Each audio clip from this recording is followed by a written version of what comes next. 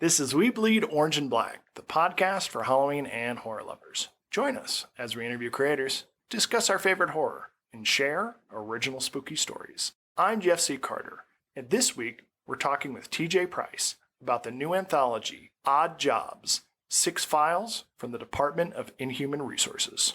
TJ Price is the author of The Disappearance of Tom Nero, a mixed media novelette. His short stories have appeared in Nightmare Magazine, Pseudopod, and Cosmic Horror Monthly, as well as various anthologies and assorted grimoires.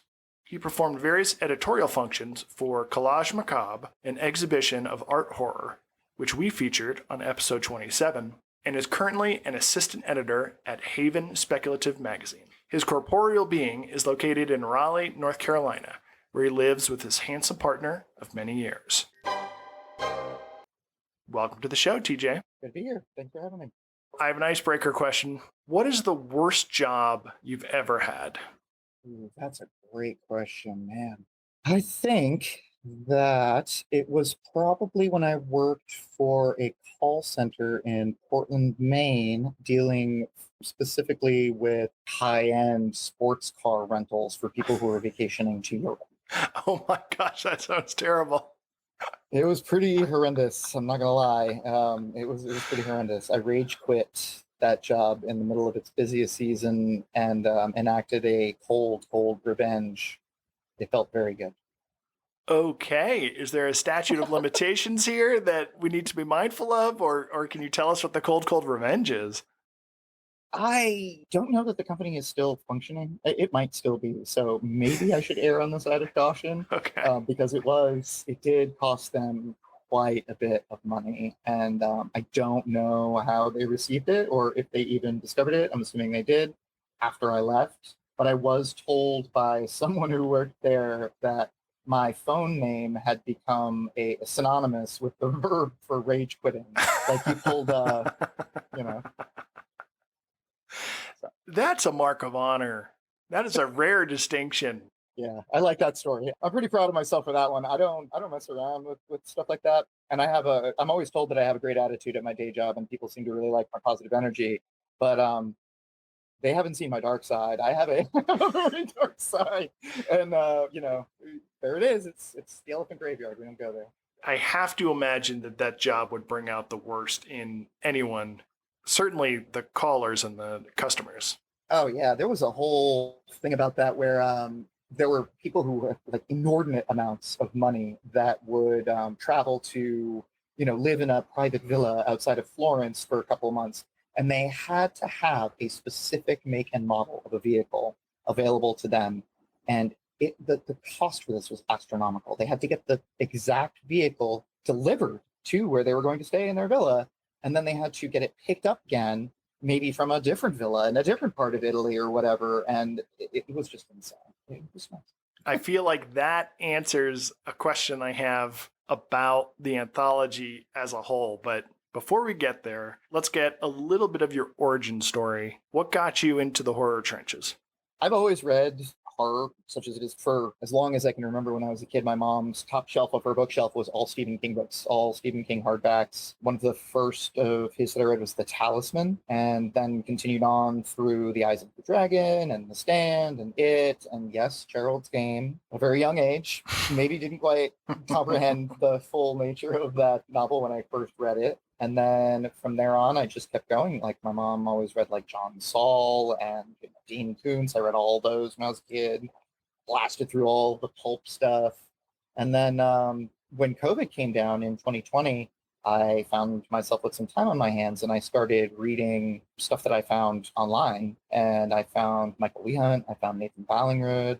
I discovered this whole world of people who were interested in the same stuff I was, writing about it and doing so beautifully. And I was like, hey, I want to do that. That's something I want to do. And ever since then, yeah, it's pretty much all I read is short story collections and, whatever novels I can get my hands on. Was your first novelette The Disappearance of Tom Nero? It was actually my first paid publication, believe it or not. So that felt really good. But yeah, that's the only thing I have in book form that is quote unquote mine out in the world. First of all, congrats. Way to come out swinging. I loved The Disappearance of Tom Nero. I Thank you. absolutely devoured it when I got back from StokerCon. It is multimedia. I was wondering if you have like a multimedia background. How did that come together? So the way that this book was initially written was actually, it wasn't quite as illustrative as the final project is. It was kind of notated that we're like, here is a scribble, or here there is a word that is scratched out, or something like that. But it wasn't quite as in depth as the presentation that it took in its final form. When I brought it to Robert Ottone from Spooky House Press, he said, I want to go all the way with this. Like, let's do this. If we're going to do it, like, let's make it look like it's written. And I was like, that would be incredible. I would love that. And he was like, yeah, I have an artist. Her name is Alexis Macaluso. We get you guys in contact. And, she'll come up with what she can come up with and you'll collaborate on it. So in a lot of ways, the publication of it was very much a collaboration with both of those very creative people. And, we kind of took off from there. So it's fun. I do have a bit of a background in other forms of art. I like to do some pen and ink drawing, and I do a lot of graphic design, digitally speaking. I've done most of the graphic design for the online campaign for the anthology in question, and I'm very, very proud of that work. So, the main project we're here to discuss is Odd Jobs 6 Files from the Department of Inhuman Resources. Can you summarize this for us? First thing I want to do is warn everyone that they don't want you to read this. This manuscript, leaked to the public by the former director of Department of Inhuman Resources, T.J. Price, might be me, might not be me, I don't know, comprises 6 accounts about the company, capital C Company, from award-winning and noteworthy authors. Ai Chiang details a terrifyingly plausible ordeal in a near future where every day is slick with oil. Ivy Grimes tells the tale of one promotion-obsessed worker in a very strange bookstore. Eric McHatton, who delves into corporate horror to find the cosmic menace lurking in the sub-basement of an office. Carson Winter relates a hellish onboarding experience with a body disposal company in the aftermath of quarantine. Christy Nogle recounting how an English professor is drawn into the investigation of a very strange disappearance. And then we have Caleb Stevens, who connects technological terror with the banality of human evil in a suspiciously familiar big box electronics store. The manuscript is accompanied by facsimiles of HR documents from each case, and it aims to open your eyes to the nefarious doings of the company, capital C Company, for whom you may already be working, even if you aren't aware of it. Consider this a new handbook to the working world and follow its warnings carefully, or you might be unprepared when called to that mysterious office on the top floor.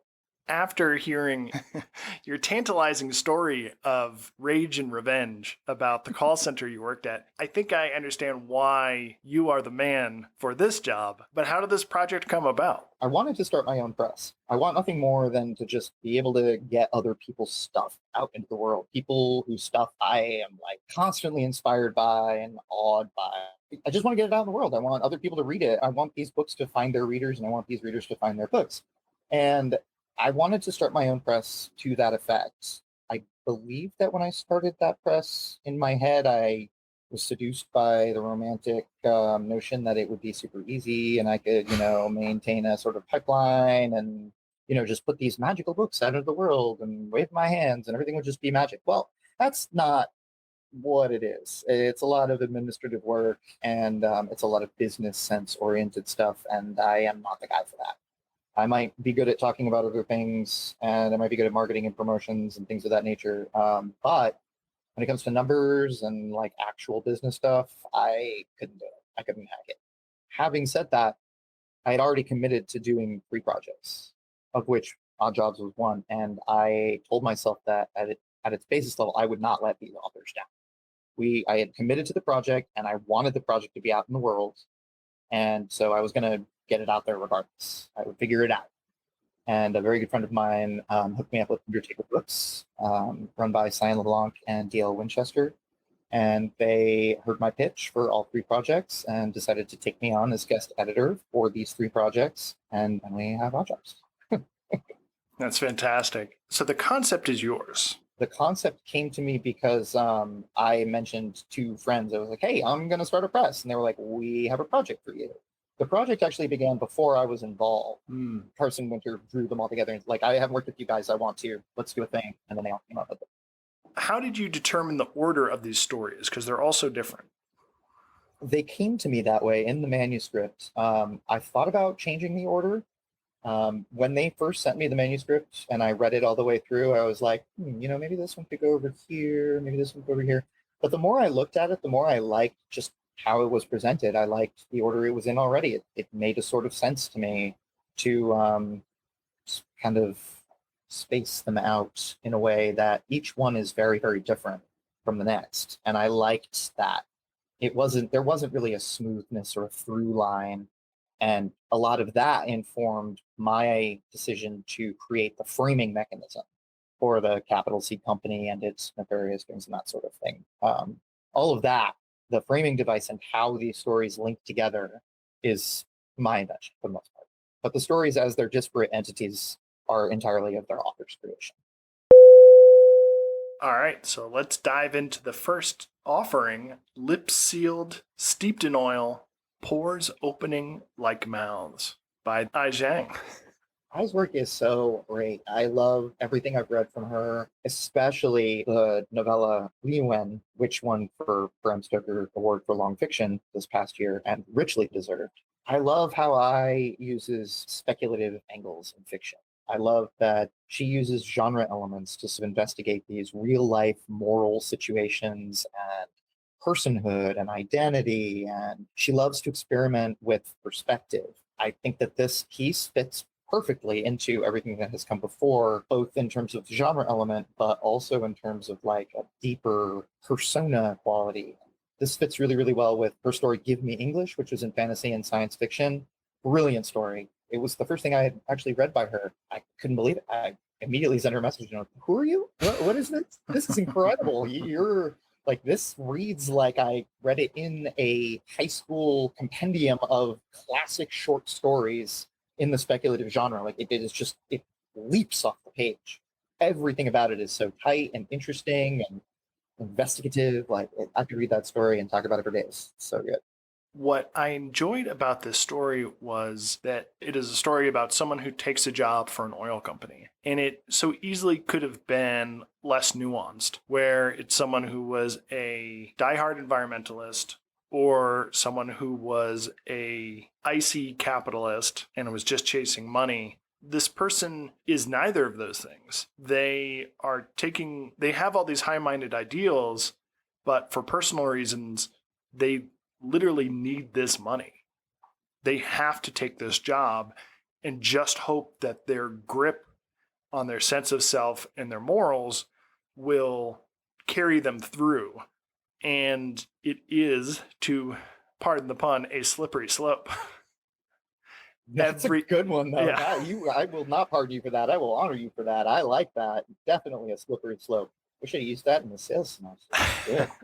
I agree entirely. Yeah, there's something I think that nuance carries through in a lot of Ai's work. I feel like everything I read is so honest and genuine, and I feel like even if the perspective shifts, there's still this, like, believe it or not, I wanted to say wounded empathy for some reason. I don't think that's quite the right phrase I'm looking for, but there's a sadness with a reaching out and wounded empathy. That's a hell of a phrase. I know, I'm not sure it's the right one though. But there's a sensitivity to it, and there's a hurt that underlies it. Wounded empathy. I like it. It's really good.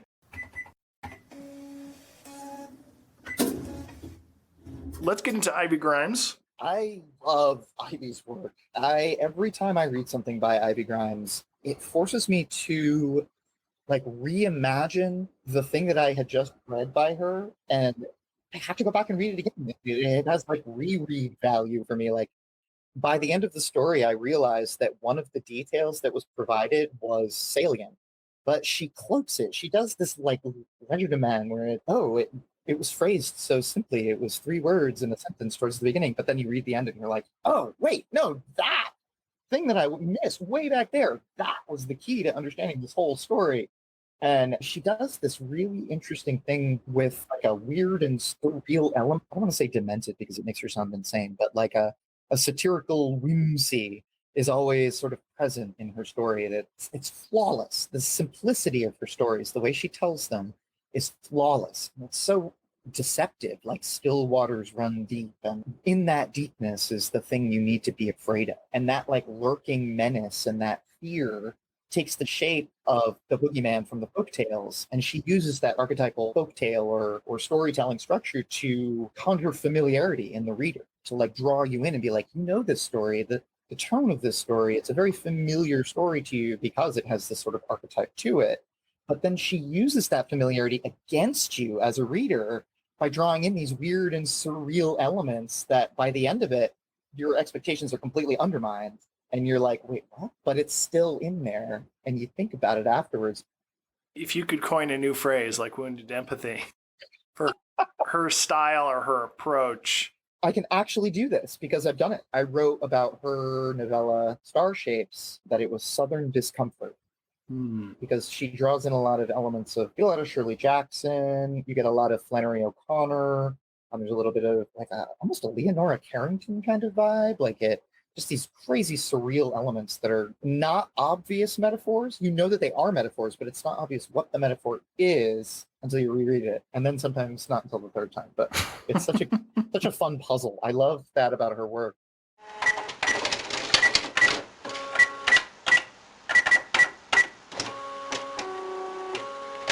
Eric McCatten, These Little Tyrants.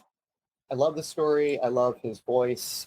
Eric is super inspired, at least in the stuff that I've read of his, by Thomas Ligotti, who is a known sort of antinatalist, kind of nihilist. He's bleak. But I think the thing that a lot of people miss about Ligotti is that he has a sense of humor.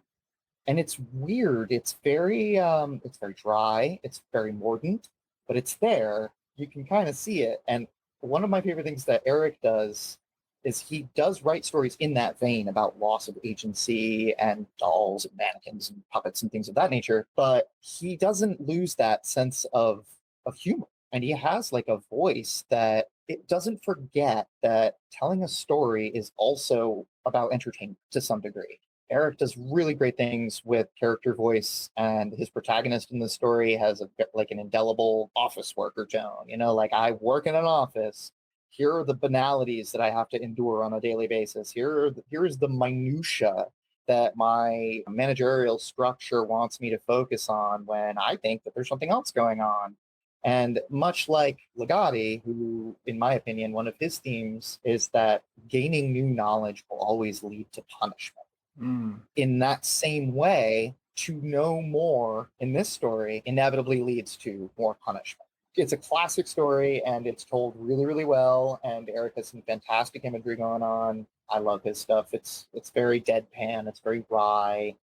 There was a duality in the protagonist. They were going through the motions required of a corporate drone, even though these motions were day by day, degree by degree, getting stranger, getting more punishing. There was that inner voice. Oh, you think I can't put up with this? You're not going to get rid of me that easily. And it was this wonderful tenacity that is still being swept along into this horrible whirlpool of corporate malfeasance. Nice. Yes. Bang on. That's beautiful. All right. Put a bow on that. That was great.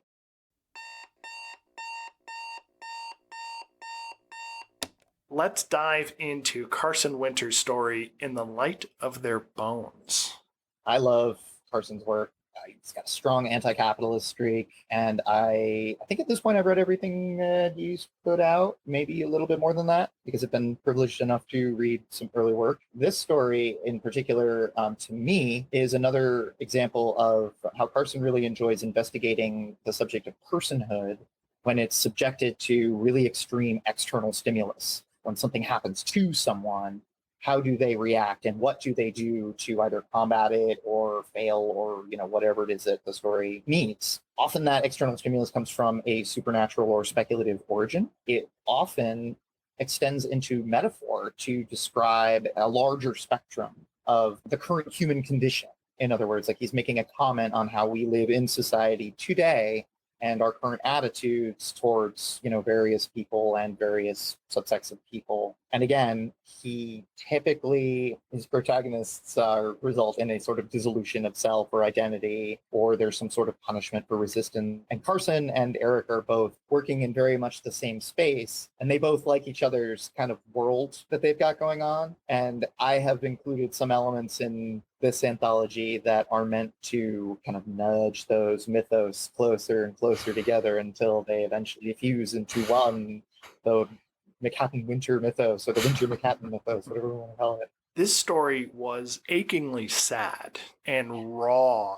Obviously, it's a story about quarantine. It's a story about COVID and what we went through. It does feel like a flip side to Eric's story. Carson's character in this story is definitely not a company man.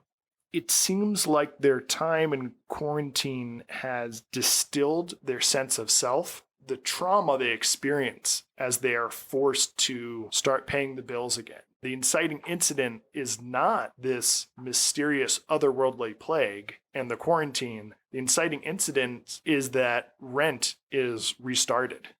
It's so good, man. When I read it for the first time, I said, that is the only pandemic story I think I've ever read and liked. I've read a lot of pandemic-inspired fiction that a lot of people have put fiction out about the pandemic, and too much of it was too on the nose for me. It was just too obvious. I mean, look at all the movies that came out after the pandemic had abated in some way. Like, we had people coming out with movies like the month after everyone was going outside with masks on for the first time, and it was like, what are you doing, man? Like, take a minute. Let's all just step back for a moment and say, what just happened? All of that was too soon. This just doesn't do that. It directly invokes our terror and trauma of the thing that just happened. But it does so through, like you said, this protagonist who is definitely not a company man, but who is entering into this world of the company men. And it's a worm's eye view.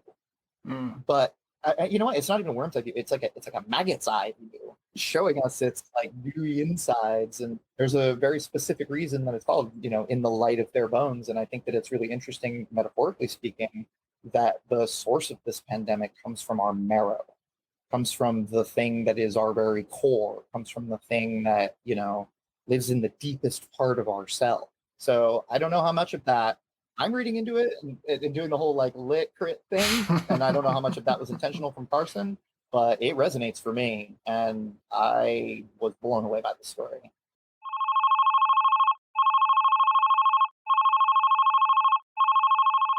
In your mind, how does Christy Nogle's story, Investigation into a Disappearance, contrast with what Eric and Carson did? The thing that I like the most about Christie's work, in general, is how she conveys reality as a series of distinct observations that are viewed as disparate, but by the end of the narrative come together in very jarring ways, and sometimes ways you didn't expect. They have these pieces of narrative that seem sort of disjointed, and you're not sure why you're being given this information, but by the time you've reached the narrative, it kind of comes together, but not all the way. And there is an ambiguity to both of those pieces that resonate with me, where it's like the fog lifts, but only just a little. Altogether, there's so many themes running through the bottom of the story that I've seen reflected in so many other pieces. It fits perfectly in the frame. In her collection, Catnip for TJ Price. Pretty much, yeah. I've made it well known, both to her and to others, that if there's a new Christy Nogle book and it has come into my possession, everything else is taking a seat. I love how her mind works, and she's so wonderful. I have had the wonderful fortune to get to meet her on multiple occasions, and I have never met anyone who is more genuinely kind and generous to the community and just so willing to share her knowledge. I love her. And now we will turn our attention to someone who is not so nice, Caleb Stevens, in his story, Future Portraits of the Unhappy Dead. I love Caleb's work because he is very, very adept at adapting thriller beats to stories. And I think I mentioned earlier, I grew up on pulp and thrillers and that classic mainstream art, that Stephen King kind of John Saul and Dean Koontz kind of feeling. And I mean, he does that. He even updates that with better and more recent, more modern thriller vibes. But it always has a very satisfying crescendo of action. And it's always very character led. And there's always like a good sense of like, you think you know where something is going to go. And one of my favorite things about Caleb is that it's usually a reversal of expectations. And it doesn't feel like you've been cheated. You feel like you've been given the breadcrumbs. And so you've created the stuffing at the end. No. No, I love it. I love it. Push through. Push through.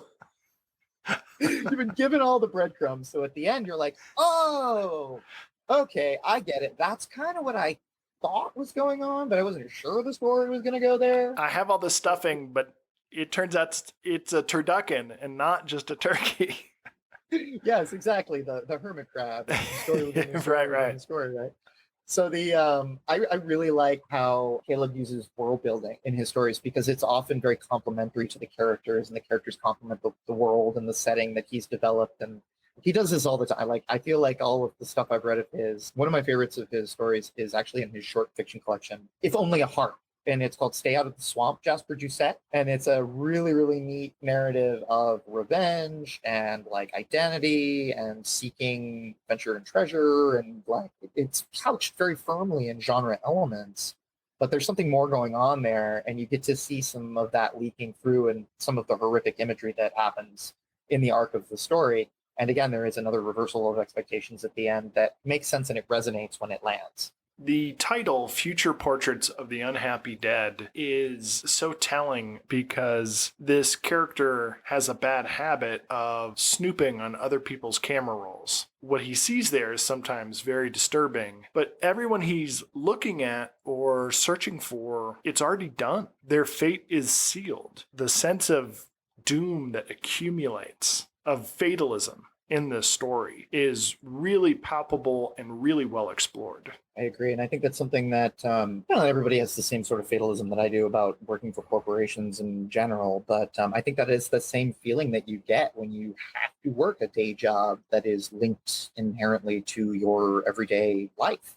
You have to have money to live. So you have to work at this job. And there's a sense of inevitability and inescapability and doom. And this is how it's going to be forever. Now I'm a lifer. I work at Circuit City. Well, then they go bankrupt and we don't work there anymore. But that's the story. That's a further complication of the doom. Yes, it's a worse doom, I suppose, which, fate worse than death, be careful what you wish for kind of thing. Honestly, out of all of the stories in this anthology, I found Caleb's to be the most unsettling and disturbing, primarily because of its frank inhumanity, because of how brutal it is. Just people against other people. The speculative element isn't the thing to be feared, quote unquote. It's the thing that allows the fear. I second everything you said. This was definitely one of my favorite stories in the collection. I mean, I can't pick a favorite. How do you pick a favorite? I don't. Every time I talk about it, I'm like, oh yeah, but there was this part in this story. I love this story too, but you can't have a favorite. They're all my favorites. Any final thoughts about the collection now that we've reached the end of our table of contents? As well as being responsible for editing it, I've also created the interior illustrations that you notice, which are the HR facsimiles sprinkled throughout the book. And there are a lot of little clues in those facsimiles that link to the story themselves, and in some cases link story to story. One of my favorites is the pre-employment questionnaire that I have for Carson's, which has actual questions that are related to things that happen in the story. And you can also tell a lot about the character in the story based on how they respond, not only whether or not that's true or false, but how they represent true or false in their little answer sheet.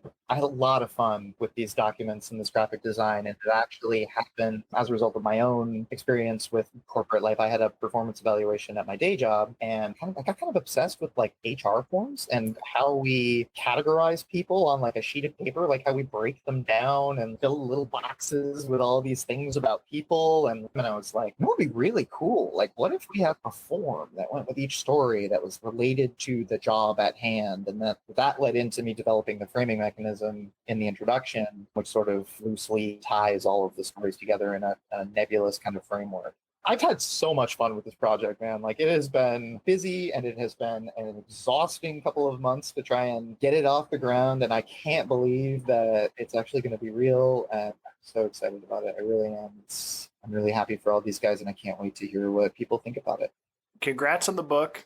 What can you tell us that you are working on next? So in the very near future, in November, I should be releasing a collection of liminal spaces themed horror. It is called Between Doorways: Explorations into Liminal Space, and it is a community anthology. Together, a bunch of writers who are all fantastic, who I've all generally worked with before, some of which are also in Odd Jobs, Christy and Ivy. We have Caleb, we have Eric and Sylvain, Mob, Demi Louise Blackburn. I could go on for hours. We're getting some interior illustrations done, and cover art is also in process. And then it's just a matter of putting it all together and hoping it flies. Very excited about that. After that, there are two other projects that I've got coming from Undertaker Books. Emma E. Murray is going to release her debut short story collection called The Drowning Machine and Other Obsessions. And when I tell you that this book is going to knock everyone flat, I am understating it. I firmly believe that this collection is going to make an enormous impact. Emma Murray's work is brilliant.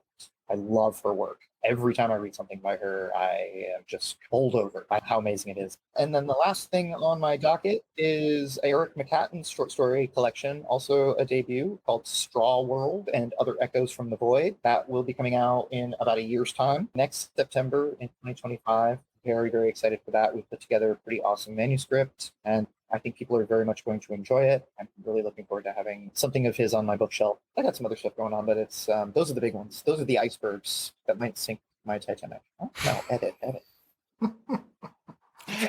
The breadcrumbs that might make the stuffing. I'm never going to live that down, man. No. You just show up to Nick Stoker with a box of stovetop. Yeah. Where can our listeners find you online? tjpricewrites.com is probably the best avenue. Well, TJ, thank you for hanging out. Thanks for chatting with us today. Thanks for having me, man. Like, as I've said, 4 or 5 times now, I could talk for hours. I could talk for days. Like, seriously, a genuine pleasure. This might actually be something I listen to after I record because I just want to hear what you said again. I'll have to mute the parts where I talk, but I want to hear what you said again. Alas, I'll be editing out all of my ramblings. No! Please subscribe and follow. Links are in the show notes. You can find me at jeffccarter.com and hit the link to pick up my collection, We Bleed Orange and Black, 31 fun-sized tales for Halloween. Until next time, stay spooktacular.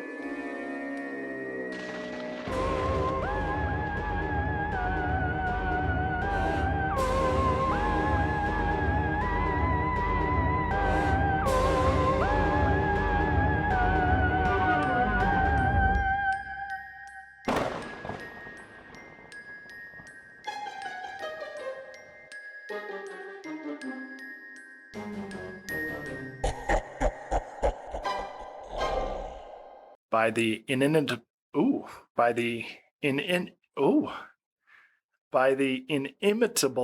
Ai Zhang. Nice. The power of editing. I know.